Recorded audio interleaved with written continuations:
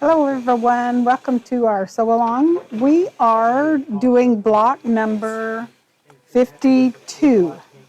So I skipped a whole bunch of blocks. You might have noticed that because last week the block number was 45, but I remember I'm skipping the ones that don't easily work into a 12-inch block and the ones that are in the specialty tools, the Star 60, the Wedge Star, the Rapid Fire Lemoyne Star, Rapid Fire Hunter Star, even though there are several patterns for all of those in the Blockbuster line. So we're doing block number 52 and it's called Sparkler, and I'll be showing that in just a minute. Before we do that, I wanted to talk a little bit about classes coming up. I've got several of them posted. And I think I can flip this around so you can see them behind me because I've put some of them on the wall behind me. Some of them I showed you last week. So we'll see if we can show this a little bit so you can see. So behind me up at the top is a quilt called, it's a quilt from a class called Improv for Beginners. And that is a class, it's a 4-session class and we have a guest teacher that is going to be teaching that. So that's on our schedule now. You can find that on our website. It is on Tuesday mornings in late September and October. So I've got it written down here and I'll tell you real quick. I've lost that paper. There it is. Tuesday, September 19th, 26th, October 3rd, and the 10th. And those are the ones on the top.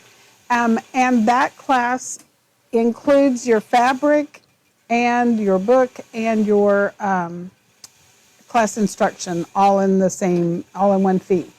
So then underneath that is a group of pineapple blocks. That is Pineapple Play, and that's Tuesday, August 29th. So we have that coming up. And then over on the side, that one's called Ribbons, and that is a layer cake friendly quilt or 10-inch pre-cut squares. And that one is Saturday, August 26th or Friday, September 1st. Then the other one that I showed you last week, and I talked a little bit about it, is the Christmas one. It is called Buzzy Bees, and it will be Friday, October 18th or Saturday, it went running away from me, Saturday, September 9th. So those are a couple of the classes that are scheduled. Some of the others, I've kind of got them in mind for when they're going to be scheduled, but I haven't posted them yet, so I'm not going to share those yet. But keep watching our website for that, and I'll be sending an email when I get that all lined out. Also, keep in mind, with the exception of the Improv for Beginners, because that is a specialty thing that we're doing here in the shop, the classes are generally available in person or via Zoom. So you can take them either way. So be looking for those. And then today's block is the Sparkler. So it has several sections. It's actually a giant 9-patch. So in the corner pieces, there's a popped off corner, and I'll show you how I did that. On the side pieces, there's actually 2 popped corners. So we're going to be using the corner pop tool for those pieces. And then the center is made with 4 half square units. So and they actually form a little pinwheel. Got them twisted around, so now they're not going the right way, but I'll fix them so you can see kind of where we're headed with that. So that's what we're headed for.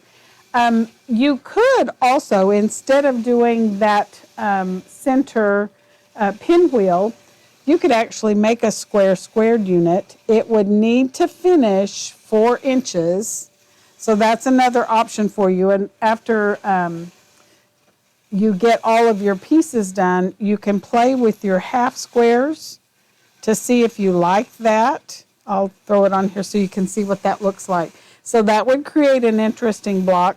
Considering that the 2 colors I used are the 2 colors that are here on these side pieces, that affects the overall look of our center. So you could turn your square squared for the center to look like that.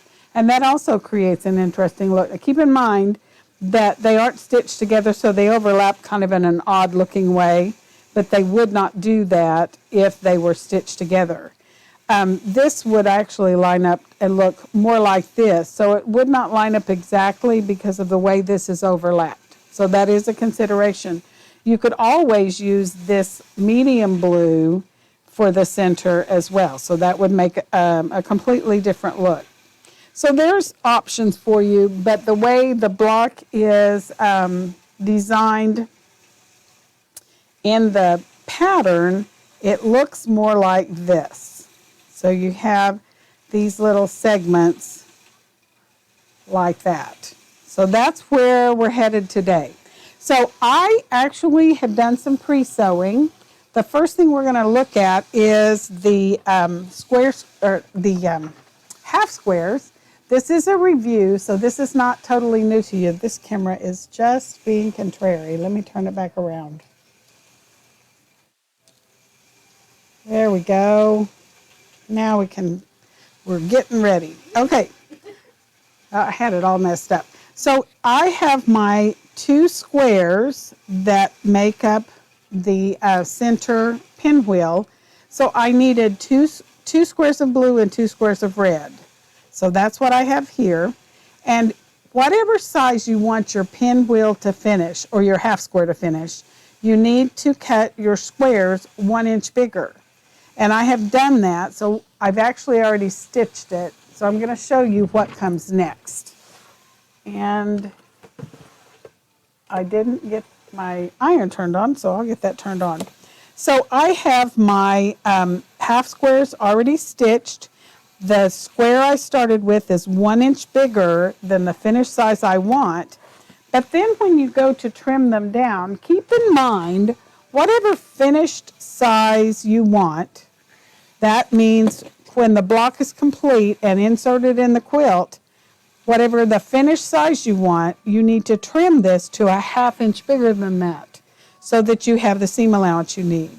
So that's what I have here. I'm getting ready to trim these, and it doesn't really matter whether I press to the red or the blue. I just want to be consistent and do all of them that way.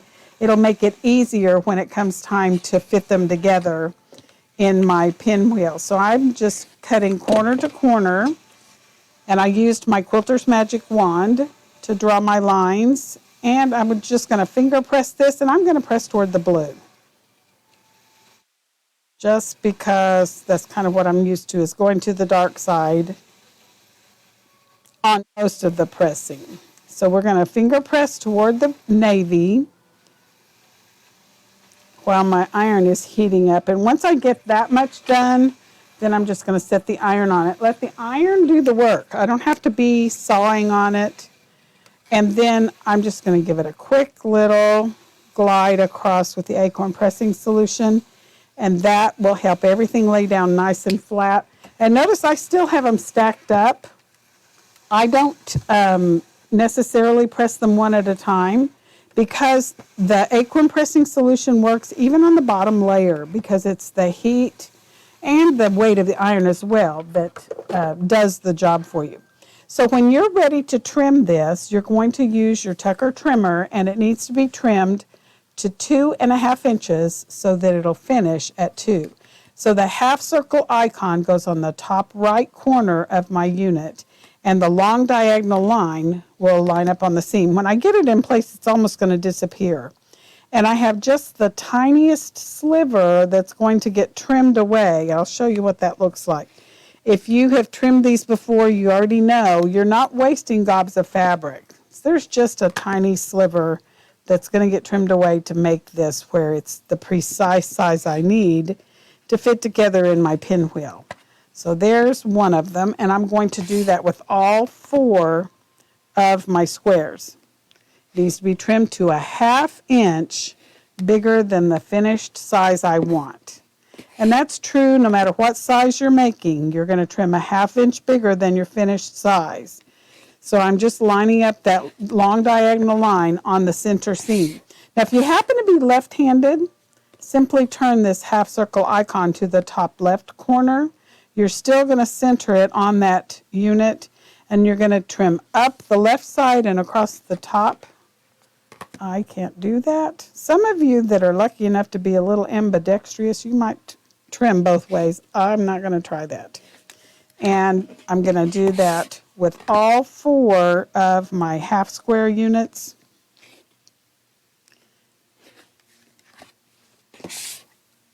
I've got one more, and then I'm going to show you how I would assemble the half square units to make the pinwheel. Just so you can see where and when I pin. If you are more comfortable with your pieces pinned as you stitch them, that's perfectly fine. I don't pin a lot. Sometimes I feel like I distort more by pinning it than I would if I just stitch it without pinning. So we're after that center pinwheel that was over there, and so that means I'm going to want this unit to look like this. There's the top one, and then I'm just going to work my way around, and there's the bottom one. I'll twist it till I get to the right order. There we go. So I'm going to be stitching these units together like this. One reason you want to press toward the same color every time is because these seams will nest if you do. You could, of course, press open. I don't press open a lot, but that's kind of a trend that I'm seeing happen more and more, people pressing open. But I pressed to the darker side of this. So these 2 seams right here nested along here. I can feel them with my fingertips, so I don't pin that. I'm just going to stitch using the edge of my presser foot as my 1/4 inch guide. We talked a couple of weeks ago about how to find that 1/4 inch if your machine doesn't have a patchwork foot. But I will tell you, most of the machines will work with generic patchwork feet. If you don't have one designed specifically for your brand of machine, you just want to make sure that when you come see us, you bring a foot from your machine with you so we know exactly which type of foot you need. So we've got that stitched, and notice I did not cut that ladder of thread because I'm going to open this up, and I'm just going to pick a direction. I think I'll go toward the blue up at the top, and then when I open this up, I'm going to go toward the blue here, and I'm just finger pressing it. You could get up and take this to the ironing surface, but since I only have one of these to work with, I'm just going to finger press it, and then I'll press the whole thing when I get the whole thing stitched.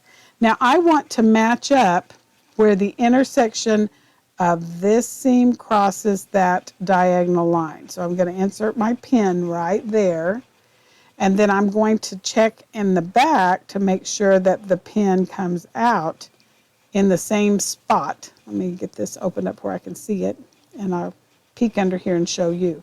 I want to insert my pin right in that intersection here. You see if I can get that where you can see it. So I've come out of the intersection here into the intersection there, and I'm just going to line those up. I'm going to redo that. I think I can get that closer. And at this point, I can actually get rid of that jump thread so I can manipulate my fabric a little easier. And I've got my placement pin just holding everything in place. Then I'm going to grab another pin and slide that in. And I try to put it as close to that placement pin as possible just to keep everything lined up the way I had it. So now I'm going to start stitching here. Notice I didn't bother pinning up here, and I generally don't pin here. I did pin here because I have that intersection that I want to match up. And I want to stitch right across where that stitch crosses.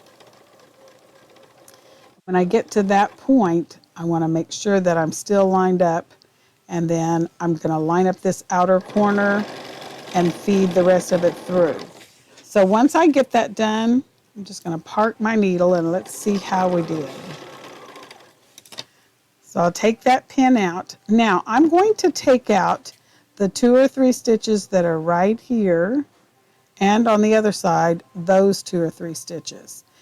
sometimes you'll need to grab your seam ripper to get those 2 or 3 stitches out. Sometimes you can just give it a little twist and take them out from the inside of the seam. Sometimes it depends on how tightly your stitches connect. And once you get those 2 or 3 stitches removed, then you'll be able to tell whether you've locked in that seam. And let's see how it looks from the front. So that's what we're after. Sometimes, if you've noticed that if you have fabric that has a print on it, where this has the little spikes of looks like fireworks, sometimes it almost looks like, oh, you got thread showing there. That's actually the print on the fabric. So that does happen. So what it's going to look like from the back, this seam is going to follow that one. This seam is going to follow. This seam's going to follow, so that all of the seams go the same direction around the center. So there's other ways you could put that together, but that's just my choice for today. That doesn't mean that tomorrow, if I make this block again, occasionally I change my mind and go a different direction. But that is the way I twizzled. So I press from the front, but I know just from holding that my seams are lined up the way I want them to be, and the seam allowances on the back are going the direction I want them to go. So that's one option. Of course, you could press all of the seams open, and that would create a little bit different look. So I want to show you a trick, just in case it's really distracting to you if you see those 2 little white lines. I think I'll do it from this camera so you can see a little closer. Occasionally you'll have a print that's just distracting you, and I'm going to show you a trick you can do. It's totally an option. I got a blue pen, and I'm going to, this is a little white mark that's in the print, and I'm going to camouflage it a little bit. So you can do that. It's your quilt. If it bugs you that there's 2 little white slashes in the center, you can camouflage that. You just want to be real careful that you don't get real heavy-handed, and you want to use a pen that you know isn't going to bleed. So you can still see a little bit of line there, but it's not white and shining like it was when I first noticed it. I could also use a darker blue pen. I picked up the medium blue pen, but occasionally you have to do that. That's just something that happens. Okay, so we're going to go back to the overhead camera, and we're going to talk about the corner pop tool. So this tool is used for popping off these corner pieces. So we are actually going to start with the red corner. And I've got my pieces over here. Let me grab them. And I've got some red squares and some the navy firework print squares. And then all of my other squares are these pale blue. In the overhead, they may look white, but they're pale blue. And I'm going to do a couple of them at a time. So the first thing I want to do is take away the part of my blue square, my pale blue square, that I don't need in this corner. And I have a 4-inch finished unit, and my finished size of my first corner pop unit is a 3-inch pop of color. I said that, but let me make sure before I tell you the wrong number. I want to make sure I give you the right number to play with.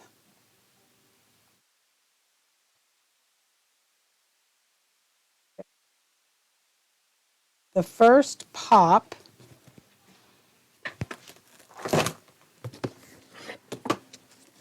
this is your patterns that you download, and it tells you what number you're popping with. And it tells you your base square, how big that needs to be, and we're in a 12-inch block, so my first base square is 4.5 inches, and I did that. My corner pop for the red, I'm using the 3-inch finish size and the cutaway lines. And so that's what I thought, but I was second guessing myself. So what I'm going to do is find the number 3 line on my corner cutaway corners. And I'm going to line that up, and I'm going to slice off the corner. Now this part you can save, you can pitch it, you can use it for a fabric tag. You are not going to need it for this block. And I need 4 of those because I have 4 red pops of color on this triangle. So I've got 4 pieces that are going to need a red replacement triangle. I was trying to get them apart so you can see. There's 1, 2, 3, 4. And I have 2 red squares that I'm going to cut in half just by lining this up. These are my oversized triangles that I'm going to fill that corner. The blue square where I popped off the corner is cut to size. My red triangle is oversized, so it's going to overfill that spot. So we're going to go to the sewing machine so you can see what that looks like. This is something I've done before. So this is not totally new. This should be a review for most of you. And it is a way of adding a little pizzazz to your block and your units. So I've got my blue square with my corner chopped off. I'm going to fill it with this triangle of red. And I want to stitch with the triangle on bottom and my square on top. The reason is my square that I chopped off the corner is cut to size. My red triangle is oversized. So you want to do the piece that is the right size on top and the triangle on bottom. And we're going to just line that up. We're going to stitch right across there. And we're going to do that with all 4 pieces. And I'm watching my blue pieces because the back and the front look so much alike. I want to make sure that I don't stitch to the wrong side. We're going to line that up and we're going to go right on to the next section. We're going to match that up and we're stitching right along here. The red piece is going to get trimmed, but the blue piece is already the size it needs to be. So we're going to just keep adding our red oversized triangles. We're going to match those up.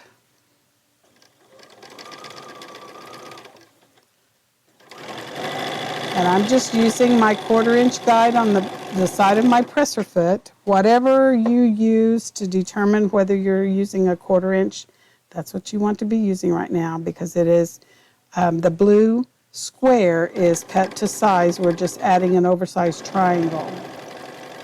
That's why we've got the blue square on top so we can see really well. So once you get that done, we're going to just grab our fabric tag and park our needle. And then we're going to just cut in between all of those. We're ready to take that to the ironing board. So a couple of things to remember about the corner pop tool. This gives you options that a typical folded corner technique doesn't. One option is the way you press it. So I can press toward the added triangle. I can press toward my base piece, this blue square, or I can flip it over and I can press that seam open. So you can decide which way. Say that again. I've got a question. How do you use the corner pop tool versus the picket technique? That's a good question. She said, how do you know whether to use the corner pop tool versus the picket? So the corner pop tool will do a picket, but the wing clipper tool won't do a pop of color on a square. So remember, your base piece on a corner pop unit does not have to be a square. It can be a rectangle. So you could pop off the end of a rectangle, and we've done that before with a corner pop, and we've trimmed it up. But we've also done pickets where we chopped off a corner of a rectangle and then trimmed it with the wing clipper tool. So you have options to decide which tool you want to use.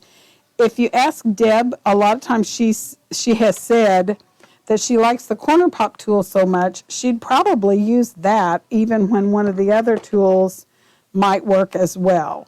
So the way I decide is if I'm making a bunch of flying geese and I've already got my wing clipper tool out and I need a picket or two, then I would use my wing clipper and make a picket shape. If I'm working with a bunch of pieces where I have a popped off corner off of some squares and some rectangles, of course, then I'm just going to continue using the popped off corner. So you have options for deciding which one you use.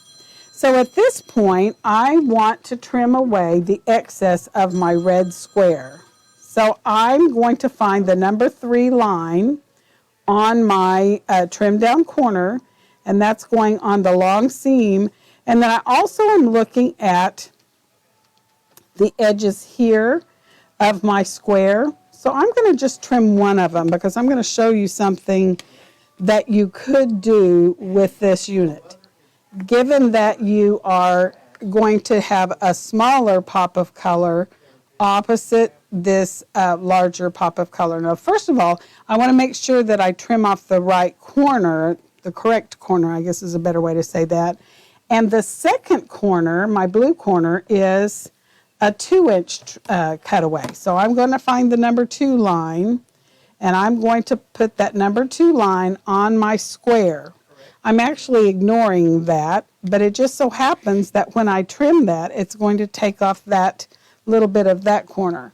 So keep in mind that I did not trim away my red square. I can actually line this up like this, and I've got the number 2 here and here on the edge of my square. It's actually not lined up on the edge of my red triangle, but I can trim off the excess because I'm actually measuring from just the blue corner. So I can do this step before I trim away the red, and it will still work.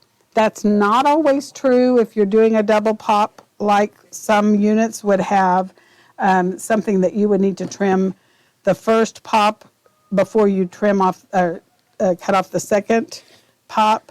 But notice it's oversized a little bit there. I'm not worried about that because I'm using the edge of my blue square, and I want to make sure that I cut the same place on every one of my corners.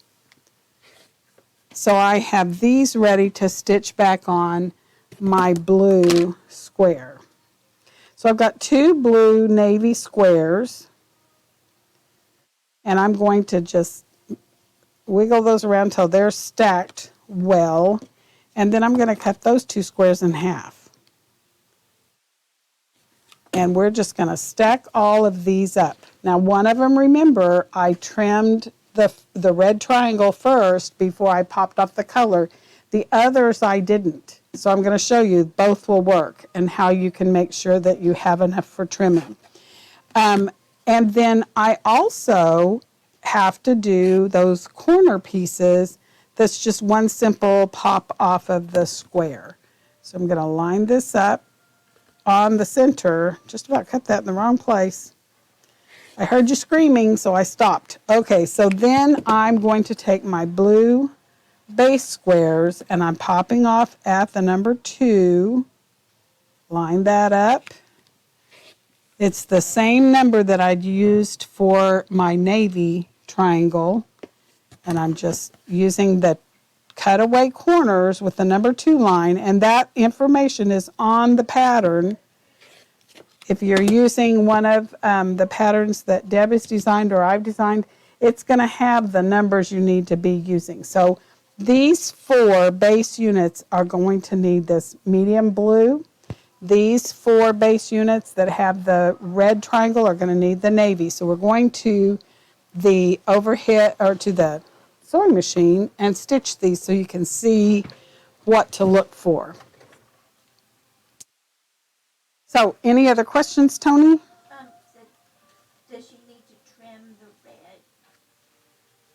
So she was popping the red corner. I need to trim that one first, or not? Well, theoretically, yes.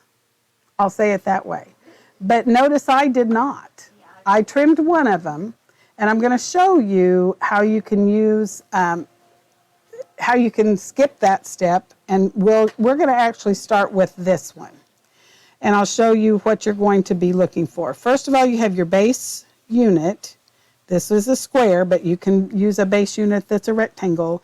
And I've got my oversized replacement triangle, and they're going to line up together. And I'm going to have a little bit sticking out on both ends.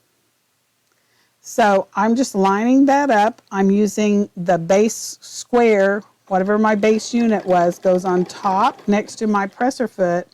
The replacement triangle goes on bottom next to the feed dogs. So we're just going to stitch right across that. And we're going to do the same thing with this one. We're going to line up the triangle. And we're going to buddy those up. And I'm just wiggling this till I get about the same amount of the hangover, the ears sticking out on both ends of my blue oversized replacement triangle. And I'm just lining up, stitching one after the other. You're always going to be more efficient if you can do assembly line chain sewing. So we're going to line that up, do another one, flip it over so I can see my replacement triangle on bottom and my base unit on top. Because I'm actually using the base unit edge as my guide along my presser foot. I've got one more, and that's all of the pale blue, the medium blue, I guess I should say. So I've got one more. So you can actually take these to the ironing board, press them, and trim them. But before we do that, I'm going to do the red ones. Okay, so this is the one I actually trimmed, this red replacement triangle, before I popped off the corner. So this is what it would look like. You're going to line this up. I'm going to flip it over so that I'm stitching from the base unit side, and I want to have a similar amount sticking out on both ends. And I'm going to line that up, and I'm using my base unit as the guide against my presser foot. Or if you watched a couple of weeks ago when we put a piece of tape right here or a line right there with a marker to show where our 1/4 inch line was, you can use that as well. But the base unit is what you're guiding from.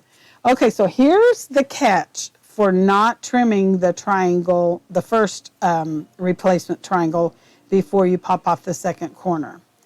When you go to add that oversized triangle, you've got a little excess red up here that you wouldn't have had if you'd trimmed it first. But I have found that it really doesn't matter as long as I make sure that I have a little bit of an ear sticking out on both ends.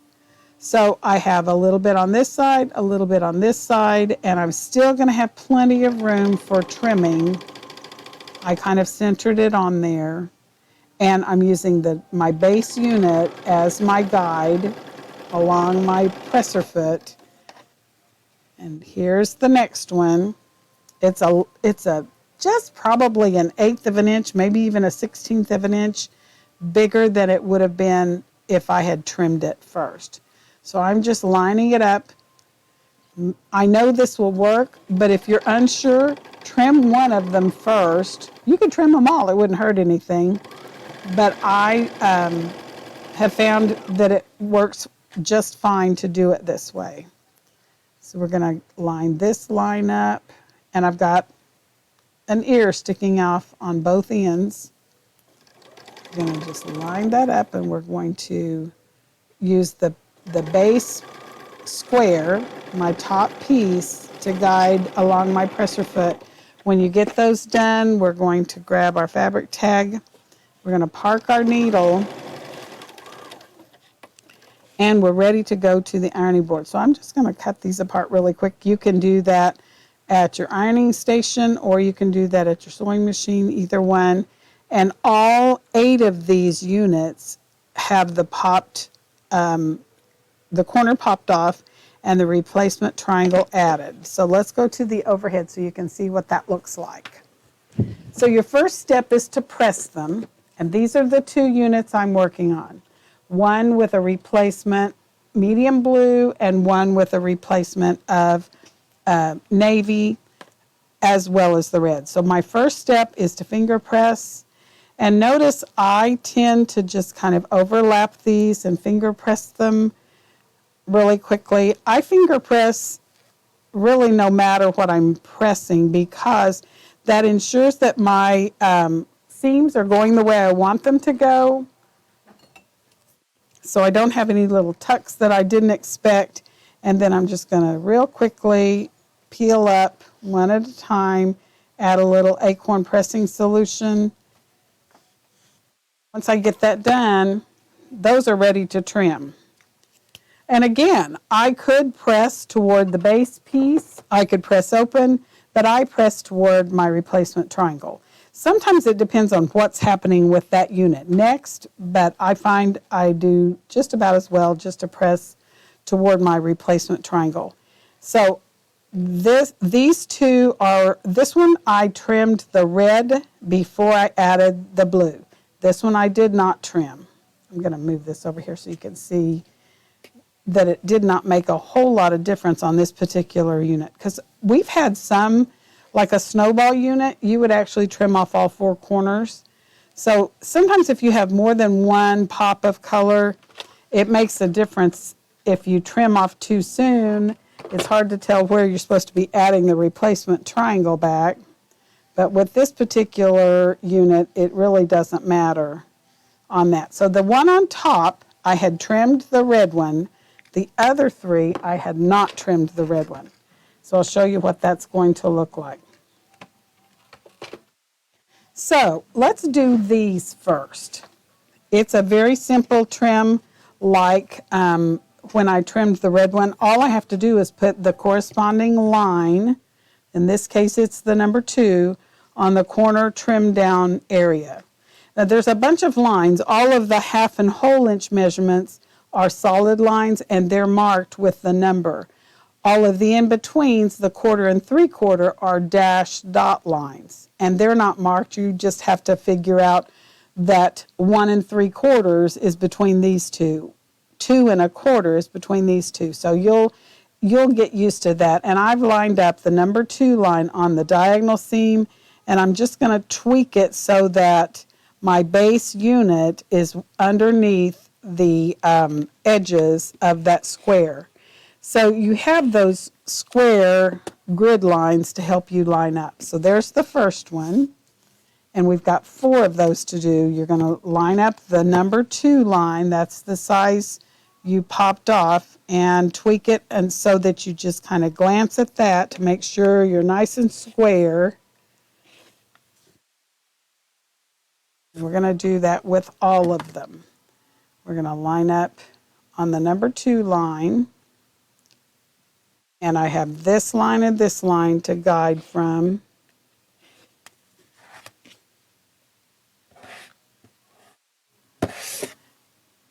And one more, I've got the number 2 line, just kind of tweak it till the other, your grid line lines up on the edges of your base square.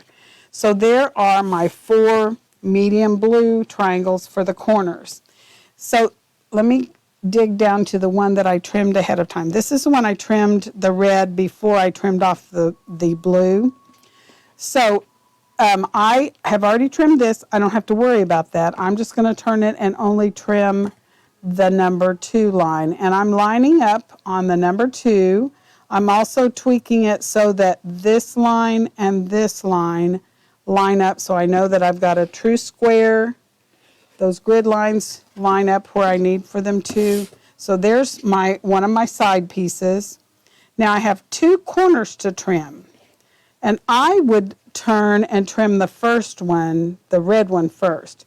I would put the number 3 line on the red seam, line up here and here, because that gives me plenty of room to make sure I'm lined up on my grid line for my base square. Once I do that, I've already trimmed off this top edge, and we're going to turn this. Now I'm just cleaning up the top line here. And I'm going to put the number 2 line there because that was the size that I was trimming off there. So see, I did not have to stop and trim away the red one before I added the blue one. That's not always possible. Sometimes it depends on the size pops that you've done.